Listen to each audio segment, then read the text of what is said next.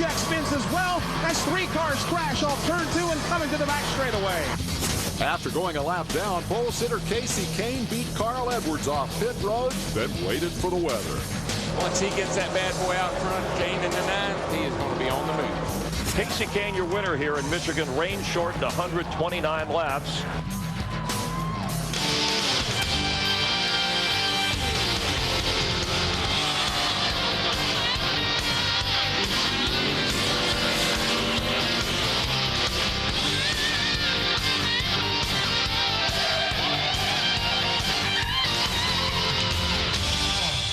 Hello, everyone, and welcome to Inside Nextel Cup Racing. Glad you're here, along with Brian Vickers, Kenny Schrader, Michael Waltrip, to review the 3M Performance 400 at Michigan, rain shortened. Winning car owner Ray Evernham, by the way, is going to join us shortly. Let's go this way this time. We kind of debate which way is forward and which way is backward. Michael, you had an announcement over the weekend. You're going to keep NASCAR America well fed next year. Tell us the news. We are. 2 of the most recognizable brand names in the whole world are going to be a part of our sponsorship package in 2007. Domino's Pizza and Burger King Corporation have decided to split the 2007 season by sponsoring my number 00 Toyota Camry that we will race next year. And Domino's will start out the first of the year, and then about May, Burger King takes over, and then they're both going to have 5 races each in the chase. So we're real proud to have such recognizable names on our car. Domino's has made some fun commercials with me and my family, and Burger King will do the same thing. So we want 3 race teams. That's our goal, 3 Cup teams, and we've gotten 2 of them sponsored, and now we're working on getting a 3rd sponsored. UPS? Everybody's probably talking to them. I'm sure that everybody is talking to UPS. We certainly appreciate the position we've gotten to. And I think it's a statement for our organization that you know, we're getting sponsors to pay our bills. Toyota's our manufacturer, but we hired Dale Jarrett, and we put together the Napa deal, and we put together the Burger King Domino's deal, and it's our team, and we're not being funded by Toyota.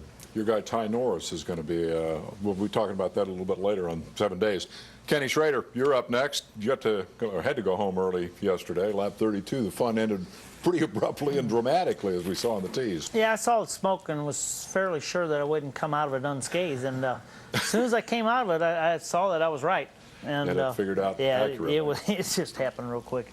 We'll see that in more detail later. Brian Vickers, welcome back. You were the headline maker last week. What can you tell the folks out there that they don't know about your situation, your decision, why you're leaving Hendrick Motorsports, or where you're going?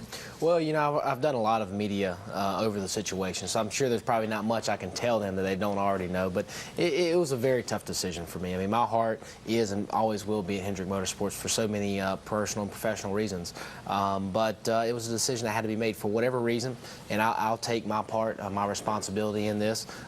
Me and the 25 car haven't performed to the standards, you know, that I want or Hendrick Motorsports wants, and you know, I felt like it was time for a fresh start and a change, and for both of us for the betterment of everybody involved, to try something new and different, and took that responsibility and stepped up, and you know, got that process going forward, and it is official, and you know, as we all know, Casey Mears is going in the car next year. A good friend of mine. I'm very excited and happy for him. Hope that works out all the best, and I know the next question is going to be, where am I going? Sure. And I don't know that answer yet, but as soon as I have that information, we'll definitely share it with the rest of the world. Will you try to announce it on our show?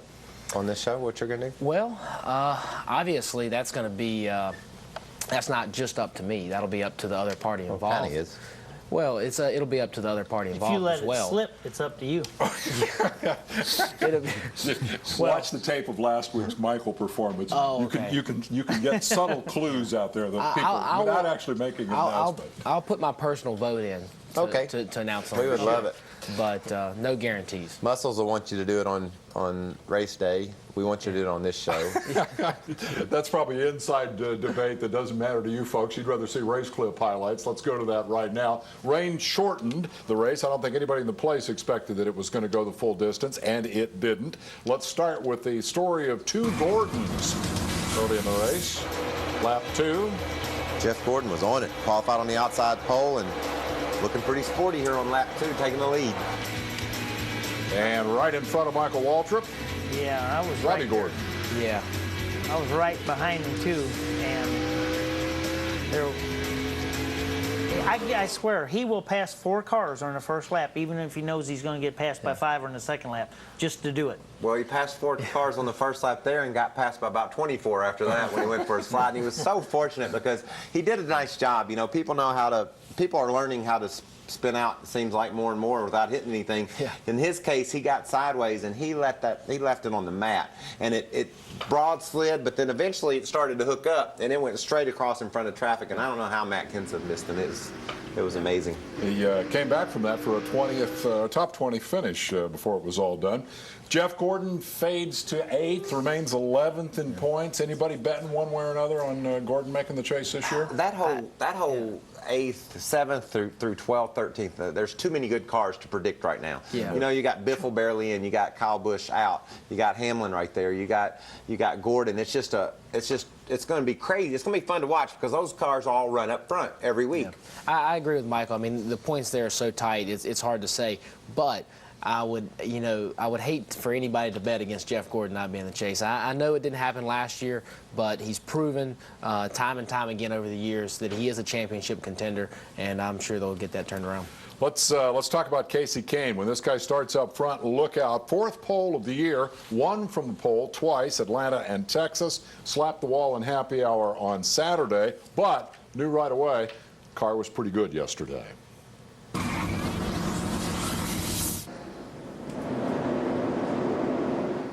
Car feels good, guys. Real good. Good job. That's the car that he ran. He's won his 4 races with this year. Same car. Really? Yeah, EMS 126 or something. And That's worth taking care of that one. That means that you'll see EMS 126 at Chicago in a couple weeks for sure. I would expect. With that, we'll take a break. We'll come back on the other side. A lot of interesting things to follow through in this race. Tony Stewart's day, for example. Everybody had a lot of fun with the fact that his recently broken shoulder didn't seem to impair his hammer swinging ability. We'll be right back. Inside Nextel Cup is presented by Sprint. Get closer to the NASCAR Nextel Cup Series with Nextel from Sprint. Brought to you in part by Budweiser. Bright, crisp, clean, pure. This is Budweiser. This is beer. And by Parts Plus, America's family of auto parts stores and service centers. Gentlemen, start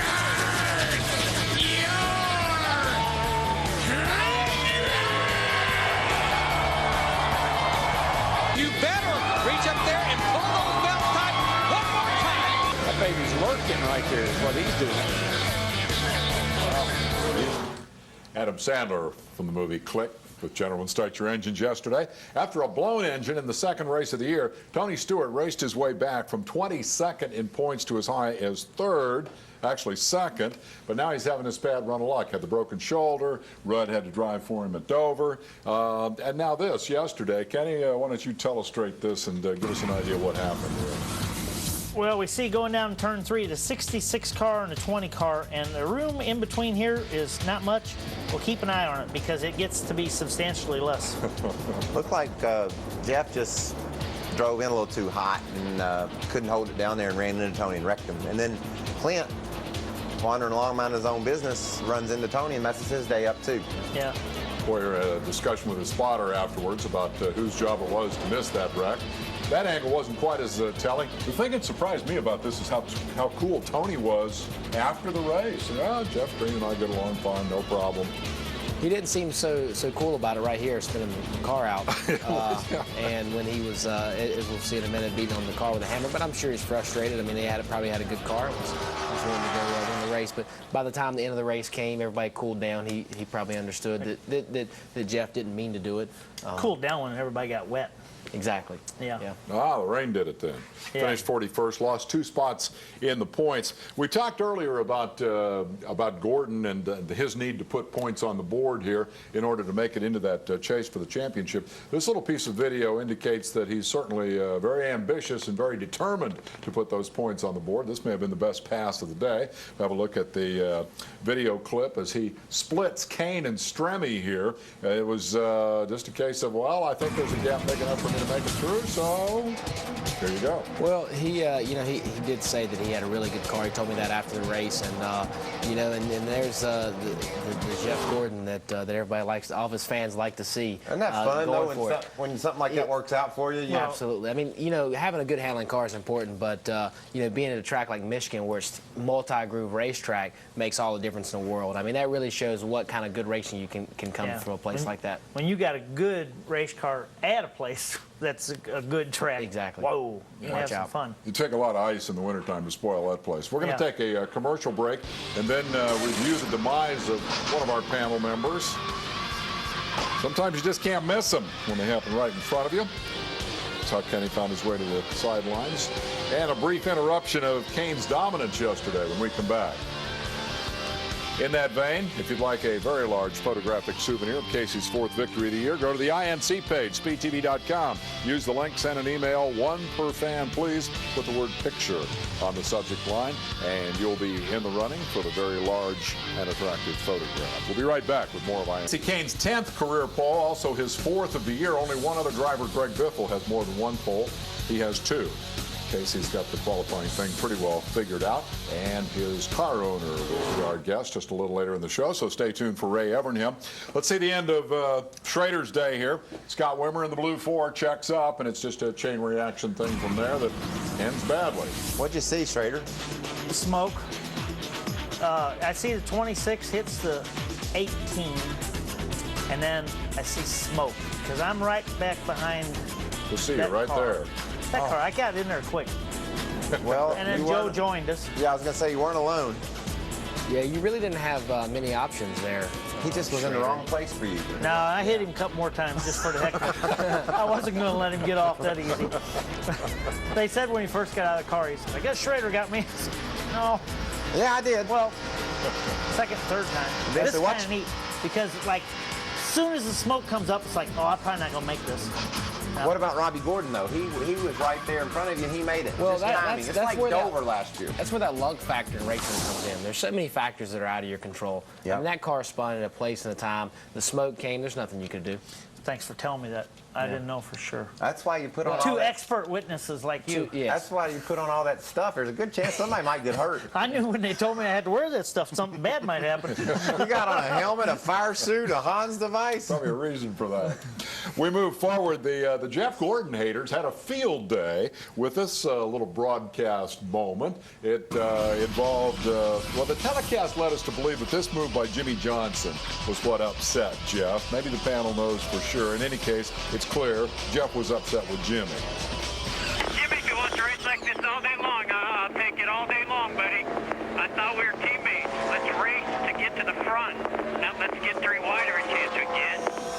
Everybody really, if you just appreciate this, we all got crappy attitudes when we're in the car. Yeah. Your best friend can make you so mad you want to punch him, and that's just what that was about. Yeah, I think so. I mean, did Jimmy make it 3 wide? Well, yeah, but he was following Casey Kane through there, and it's at a racetrack where 3 wide's the norm. I mean, this is Michigan, and 3 and 4 wide in the corners is not, out of the ordinary. I think he was just frustrated. It was on the straightaway, not on the turn a couple of clips ago where Jeff made it 3 wide. Yeah. I don't know, just, you know how things look different, whether you're looking in your mirror or you're looking out the windshield. Well, you cost him Darlington. Yeah, no, we talked about that. We've already been the there. subject. They might need a little background on that one. Oh, Jeff got mad at Kenny at Darlington. Then he just got mad at Jimmy there. He'll be mad at me next week. Everybody gets mad at everybody. It's just part of it. It's the nature of the business. Let's go to the story of the week. Last week it was Denny Hamlin who battled back from a lap down. This week Casey Kane had the opportunity to do that, and we'll hear more about that with his car owner a little later. First, the good news. He goes around Gordon for the lead, and then the Nextel. 240. 240, 240. I tried getting close to him. I can't get it off, whatever it is. Yeah, it hadn't come off yet. Just be calm and just keep working on it. Try to get as close as you can to him. Get it off. Probably going to need to pit and get it off. We'd be the only car a lap down if we do it. 4 tires and fuel. Still on there. Just don't burn it up. It's over 250. We're probably going to need a pit. 252. Yeah, that was, you know, one thing they were trying to do there. Sometimes when you have something on your grill, you can pull up really close to the car in front of you, and the air turbulence can pull it back off the grill. You know, it's one thing that you saw there too was Casey was running the bottom, trying to get by Jeff as well. And you know, Jeff told me that Casey's car, and as we saw throughout the race, was much better on top. And Jeff made the comment, if Casey would ever got to the outside of me, it would have been over. The race would have been over. But luckily, Jeff held him down low. And he couldn't get close enough to him to get the debris off the grill, so he has to pit, loses the lap. Not a big deal though, because you know, they've got a lucky dog thing. He's the only car lap down. Yeah, and it's not a big deal when you're the fastest car.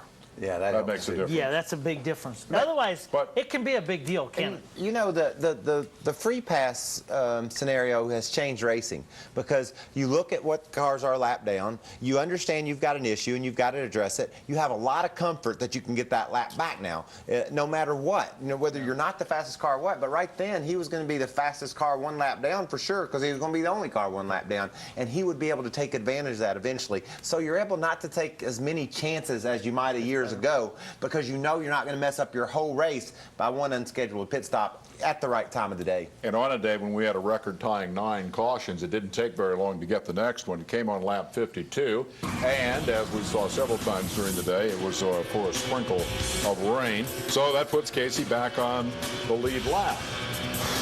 Meanwhile, there's additional company for Jeff Gordon up front. How about Junior driving right by and taking the lead with the retro Father's Day paint scheme? What about that paint scheme? His car looked awesome. That was perfect. And it really looked awesome out front for all those people to say, Junior! Junior! I have to say, those guys have really picked up, you know, their performance here of late. You know, going into this season, they've really, you know, compared to last year and maybe even the year before that, those guys are running really strong right now. Seemed like once they got rid of me, they really started to rebound. Yeah. Well, you know, we were going to talk about that in the next segment. You got any footage to back that up? Check that one off. The other interesting Junior story of the weekend. He now owns the rights to his own name. So pretty big deal. Good for him, yeah. Big deal money-wise. Yeah, we need to take a break at that point. On the other side, an example of Casey Kane's determination to get back to the front. And a little rain strategy by panelist Brian Vickers puts in out front. Stay tuned. We'll be right back.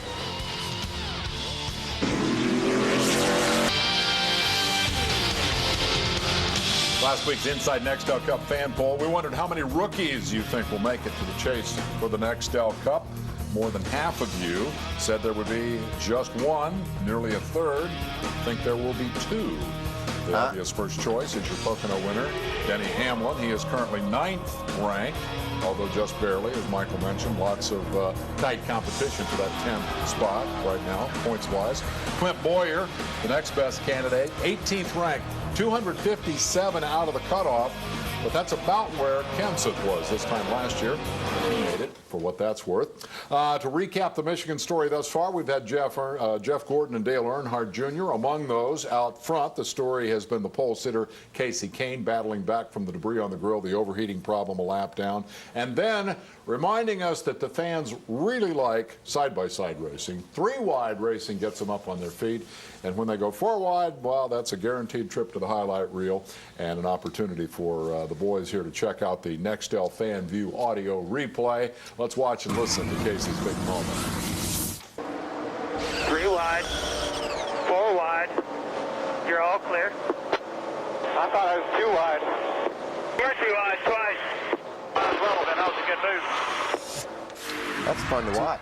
Yeah, that is fun to watch. 2 wide twice. Remember when Ray said you just had to keep him calm, not getting him by? Good thing he kept him calm. Yeah. You got to admit, for a 4 wide, the spotter seemed very calm. 3 wide. Tell him about your story. 4 wide. Oh, yeah. Talladega. 3 wide, 3 wide, 4 wide, 4 wide. 4 wide, 3 wide. I said, weren't we 5 wide for a minute? And he's, yeah, I didn't want to scare you. Speaking of scary, let's talk about the magic of aerodynamics. Air, or the lack of it, just turns you around. I mean, you don't have to get hit to get spun. We'll have a look at Matt Kenseth's moment here. You see Kenseth here in the 17.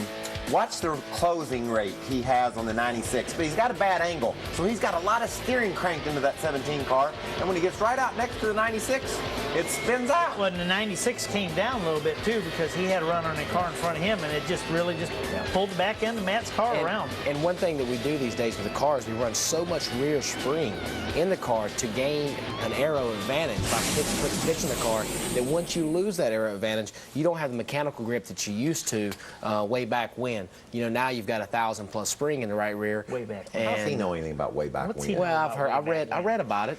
Do you know at Darlington? I read all about it. Do you know at Darlington in 2003, I ran 3rd in the Busch race. Brian won. Kyle Busch was 2nd. You added both their ages together, it still didn't equal mine. And here he has a nerve to sit over and talk about way back then. Way back then. Well, go ahead, Brian. What do you mean? Way back. Way back when, all the way to 2003. Right, by the way. Yeah, and that's the thing is we're trying to get aero by doing that. But once you lose the air, like in Matt's situation, the car becomes extremely loose because you have literally no mechanical grip. And I think with the things we're doing today, and as quick as it's changing, 2 months ago can be way back when. Exactly. And yeah, way back when, I didn't mean 20 years ago. Yeah, we're just busted on you. Yeah, of course. And think about this. That's how close to the edge of control we are every lap at a racetrack. And it doesn't matter where we are. Some of us are closer. Some of them more than others. But that shows you the effort, the intensity in which Matt was doing his job. We saw Casey bump the wall in practice. It's not just in the race. We have to drive that hard every lap to try to keep up and to try to win these races. It just takes commitment out the ears, and you're always right on the edge of control. Yeah. Brian Vickers stars in the next clip. Rain coming. Everybody was strategizing all day long. You guys made a strategic decision and decided to take the lead on this flat tire for Tony Raines. Yes, you know. Ensuing caution. We'll see you. Well, you're the only one that stayed out. We were the only one, and that was the unfortunate part. We decided to stay out based on the fact that there was rain coming. We saw on the radar there was definitely rain coming. How far was the question? When we decided to stay out, we were hoping that usually, you know, a few guys will stay out with you, so you'll have a cushion there between, you know, your old tires and the new tires behind you. Unfortunately, we were the only one. The new tires were directly behind us, and we only maintained the lead for about 4 laps before that caught up with us. Unbelievable lonely feeling, isn't it? It is a very lonely feeling. For that whole lap, you're riding around there by yourself knowing a bunch of tires are coming out behind you. Yeah. How old were your tires at that point? 8, 9 laps is all? It was a little more than that. Was it more than that? Yeah, well, we had showed you had a great car. We did have a good car. You know, we did have a really good car. We run top 5, top 10, you know, the whole day. You know, even led some there at the end, even with old tires. But and you were trying for more. And we were trying for more. Unfortunately, you know, we didn't have a car, and not that I don't think anybody had a car capable of holding off new tires for that amount of time. I got up to second once. Let's take a commercial break here as we continue to move forward. And this is the moment when the race was actually decided on pit road. And a bit of deceptive video. He spent most of the evening looking much happier than this. Yes, I like the rain. Turn 2, one car spins down to the bottom. It is Robbie Gordon. One car spins, hits the fence, it's Tony Stewart. Hard lick there. Oh, got a car around off the turn 2, guys. Kyle Petty, left rear tire down. Caution is out. It seems all backward that you have to have bad luck to make the highlight reel. Casey Kane made the highlight reel more than once yesterday by going up and rim riding around the wall. We never get tired of looking at this, so we'll have another look at another one right here. This time he really had to thread the needle. He got around Sorensen and Harvick, but he was pretty close up there. Well, Harvick made a commitment not to hit Casey. That was pretty nice of him. I mean, he definitely had to check up not to hit him. You see that a lot at Michigan, where you get a good run and you want to leave it on the mat, but you know you better do a little bit of feathering out, or one or the other of you are going to crash. Sorensen has run well on several occasions. Best finish was yesterday with 5th. Good pit call helped him improve on his best ever. But that was not the big story of the final pit stop, which proved to be the big story of the race. In fact, the Enterprise turning point of the race. Brian, help us out on this one. Yeah. Here's the caution, which was for debris actually at both ends of the racetrack. Right here, you're going to see Reed. They took two tires, came out first. But right here is the race that won it, the 99-9. This is where a good qualifying really comes into play, is that pit selection. You see the 99's way out here, the 9's still way back here. But where it really counts is crossing this line right here. And that first pit selection is what won him that race off pit road. That NASCAR at times has moved that line on down to give that advantage away, to take the advantage away from the end pit. But at Michigan, it's close enough where he took advantage of it. And once he drove around Sorensen, it was pretty easy at that point. Just cue the weatherman. They make it to lap 123 before the showers returned. And when they returned this time, it was for good.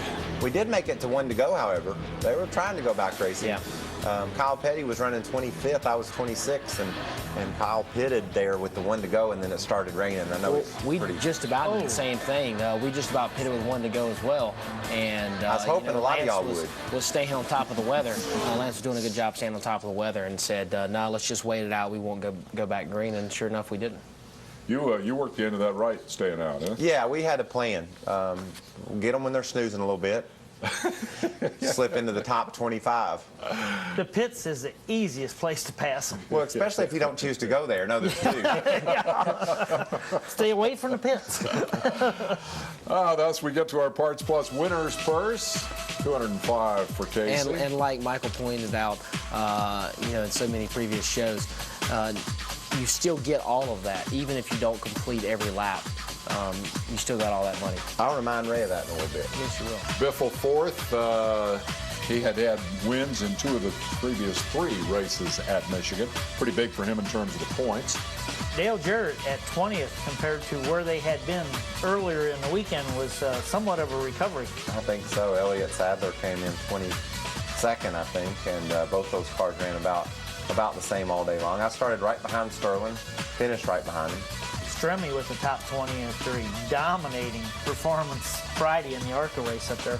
32nd for Bill Lester in his second Cup start, up a couple of spots from where he had qualified. There you see Kyle Petty. The reigning Nextel Cup champion finishes 41st after that wreck. That's definitely going to hurt his point position this year. And in terms of the championship, Johnson stretching his lead a little bit over Kenseth. Jimmy was 8th. Now, Kane jumping from 5th to 3rd. If you're 3rd through about 13th, all those positions can change. Casey has a couple of bad races like we see Tony Stewart have, and you can fall into the clutches of those guys that are just outside of the top 10. So I'm thinking Matt and Jimmy are pretty safe for the chase, but after that, I wouldn't bet on any of those people for sure. 9th through 12th, just 14 spots separating 4 guys in the critical positions. Reed Sorensen, one of the big movers we talked about with that great pit strategy, plus 4 spots there up to 20th. Nobody debates if the chases need or not anymore, do they? Nope. Chase is pretty cool. Chase Way back is perfect. in the old days, they used to argue about back in the old days. Yeah, way back. Back in the back in the day. Back in the day. Yeah. When we come back, yesterday's winning car owner answers questions from the panel. Stay tuned for Ray Evernham. He'll be up after the commercial break talking about Casey Kane, about the changes in Kane's performance from last year to this year, and other things Evernham Motorsports. Congratulations, T.C. Anderson, Phoenix, Arizona, winner of last week's Denny Hamlin picture of the week. To claim this week's Casey Kane picture, email us via the link on the INC page at speedtv.com. Put the word picture on the subject line, 1 email per person, or you will be indefinitely suspended. Welcome back. Our guest tonight is the winning car owner from yesterday's race. Pleasure to welcome Ray Evernham from Evernham Motorsports to Inside Nextel Cup. Ray, nice to see you, and congratulations on a strong performance yesterday. 4th pole, 4th win for Casey. Yeah, it was certainly a good day. We weren't really sure how good it was going to be after Saturday afternoon, but it turned out really being a good day for us. Given the stats on the 9 from last year, yeah, a couple of poles and a win, but 23rd in the points, how have you managed to move this guy forward 20 spots basically in 15 races this year? Like we said last year, a lot of it comes down to personalities and how people are getting along and how your team is structured. And we just moved and shuffled people around. We felt to do what was best overall for the organization, and it's worked really well for Casey, and it seems to be working on the 10 car, and we are struggling with the 19 a little bit, but again, we knew it wasn't in our equipment, it was just a communication. So I think some of the things that we did with moving from a crew chief role, splitting that up between 2 or 3 people, it just seems to have worked really well on the 9 car. Hey Ray, this is Brian. When you guys came in for the debris, that could have been pretty detrimental to trying to get a victory. Now you could have came in and taken the debris off without even losing a lap, but instead you guys decided to take 4 tires and do a full pit stop. You lost a lap in the process. How was that decision made? Well, that was really up to Kenny. Kenny's pretty sharp up there on the box. He wanted to put tires on the car and make sure he took the time to get the grill clean. Plus, at that time, Brian, there really wasn't anybody just 1 lap down. So we knew that, you know, lucky dog-wise, we could maybe get our lap back. If not, we wanted 4 tires on to try and get that lap back from the leader. So ended up being a pretty good call on Kenny's part. Ray Schrader, you restart Casey back there, 38th spot, fast car. He's all pumped up. You got threatening rain.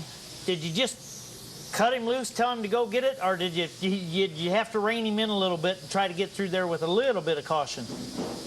Well, we were trying to keep him up to breast on how far away the rain was and stuff like that, and he knew he had to go, but he also knows, you know, the big thing from last year to this year is he knows not to put the car in a position to get wrecked, because that doesn't do anybody any good. But we knew we had to get back to the front pretty quick, because looking at the radar all day and following what was going on, we were pretty sure that race wasn't going to go all the way. So it's Michael's turn to ask a question, Ray. I was wondering, you said you didn't want him to put the car in a position to get wrecked. Did you tell him that Saturday? Because it looked like he put it in a position to get it wrecked a little bit. But then your team was able to rebound from that, make the car a winning race car.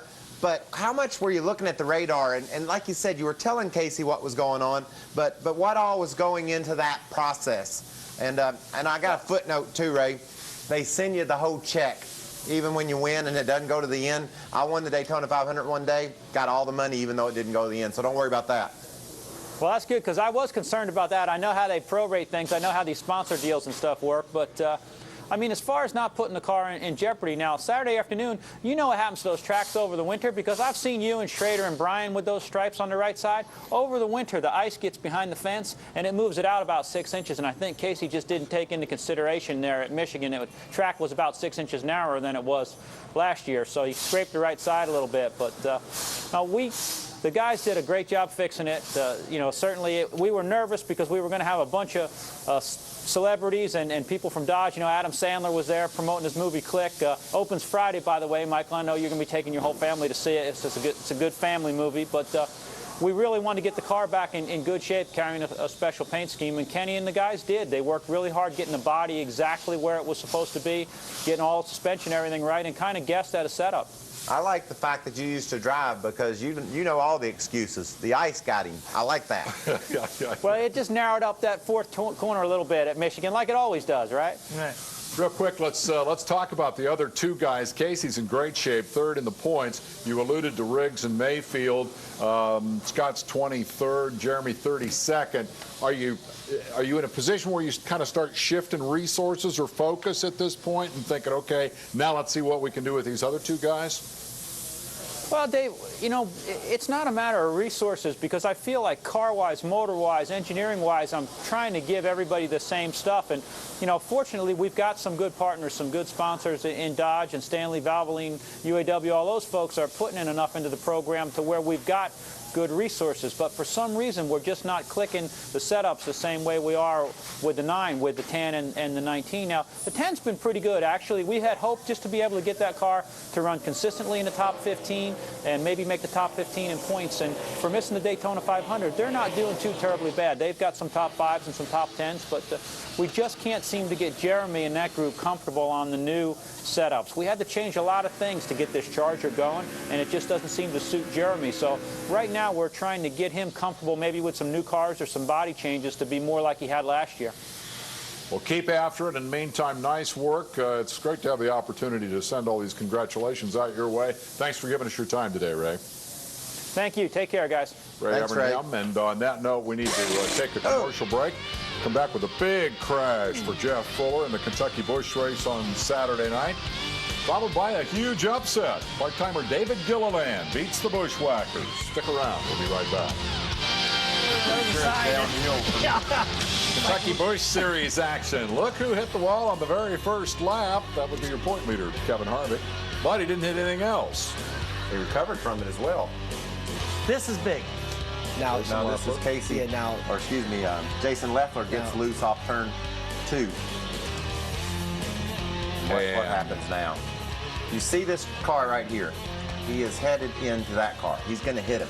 And it will not be pretty. Look, that's driver's door. So he cuts it hard to the left to miss, but it wouldn't spin all the way around, Kenny. Jeff Fuller driving. I tell you what, Jeff Fuller's just lucky to not sustain more injuries than he did. That. We're all lucky, Brian. Yeah. This is right into a bad part. The wall was curved, first of all. It should have never been that way. Now they'll fix it for sure. But the reason why we're all lucky, that has to be the record for G's ever. I've never seen anything quite like that. It just flips me out. Uh-oh. On board Clint Boyer, he bumps Bernie Lamar. Those are not really. Goes around, doesn't hit anything. A lot of interest between the two. Kind of teammates. What a great job by Stephen Light. You see him slipping by on the outside. He sat there patiently, said, I don't know for sure what to do, so I'm going to just chill here until he gets out of my way. Three-wide battle for second. Yaley leading. Denny Hamlin, David Gilliland, and Mike Wallace battling for second spot. Gilliland in the 84 gets that spot and then drives right around Yaley and takes the lead. That is the darndest thing I've seen. Very impressive. One thing I will say about the Kentucky Speedway is it's really come into its own as far as a multi-groove racetrack. But how about Gilliland coming off with an upset to win the Busch race for an independent team, building their own engines with no sponsorship? That is extremely impressive. Fuller, by the way, broken wrist, broken finger. Unbelievable. But what about Gilliland? People are already describing this as the biggest Busch race upset ever. You buy that? It's certainly the biggest Busch race upset lately. You have to go way back to think about when Gary Ballou won at Charlotte back in the 80s to think about a huge upset. This is an upset of that status. Plus, it's done today. And that makes it even bigger because the competition's so tough. Who saw this one coming? Yeah. I don't think anybody did. No. That Clay Rogers racing team, they build their own engines. Billy Wilbur's the crew chief, and Gilliland has shown promise. We've all felt like he could run real well, and he's done well on the West Coast, but darn, I didn't see that happening. 7 Busch races, and he goes out and beats all the Bushwhackers. Pretty big. And he's the first one. He's the first non-full-time Cup driver to win a Busch race. Right, and they this said year, and actually in a long time. It was several races last year. They said he was the first Busch regular to win a race. I said, he's not a Busch regular. A Busch regular still hadn't won a race. Yeah. Just which makes it all more remarkable. And $101,000 will help their operation. He's going to do a Cup race or two, I'm told, before the year. Heck, I'd do one next week if I was him. He's right while the iron's hot. Ashton Lewis with another great run for those guys in the 25 car. Brudeman got the old Aaron's Dream Machine into the top 10 again, 2 weeks in a row. I'm proud of him. Harvick still with a huge point lead, although the last couple of races have been trying to give some of that back. Yeah, but Carl had problems the other day, so that helped Harvick. He's been trying to, Dave, but he ain't been able to accomplish it. Hamlin and Boyer swapping the third spot, the only real change in terms of the championship standing. Never thought I'd say this, but man, the Busch Series looks like it really needs a chase for the championship. 372-point lead. That's a lot.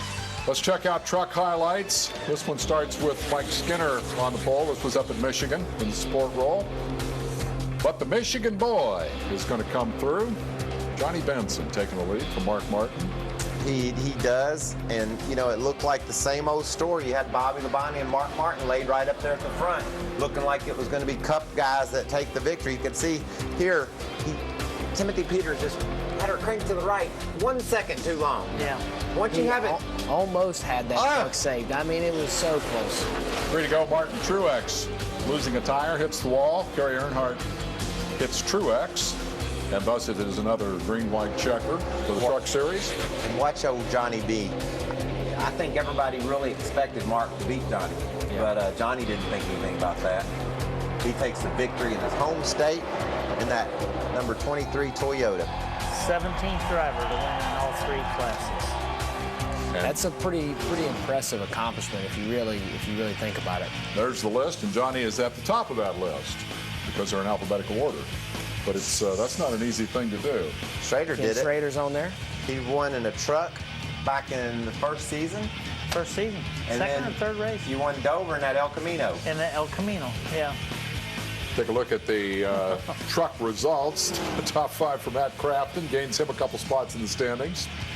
6 for Crawford. He's also moved up. And in fact, he made a big jump, 3 spots. Now, we talk about Cup drivers being the Truck Series, but if you really think about it, you look at those top 4 guys right there, they all have, to some extent, Cup experience. Well, you look at that list there. David Rudeman, 2nd in points. You have to go all the way down to Crawford in 6th, a guy that doesn't have any Cup experience. And after that, you know, Setzer, Crafton, those guys don't either. But the top 5 are guys that have run a lot of Cup races, yes, except for Rudeman. Meanwhile, as we look ahead to next week, the excitement overwhelming. It may mark the end of the line for Wife Swap. INC is going to 8 p.m. next Monday night. Don't miss it. We will start at 8 o'clock rather than 7 next week right here.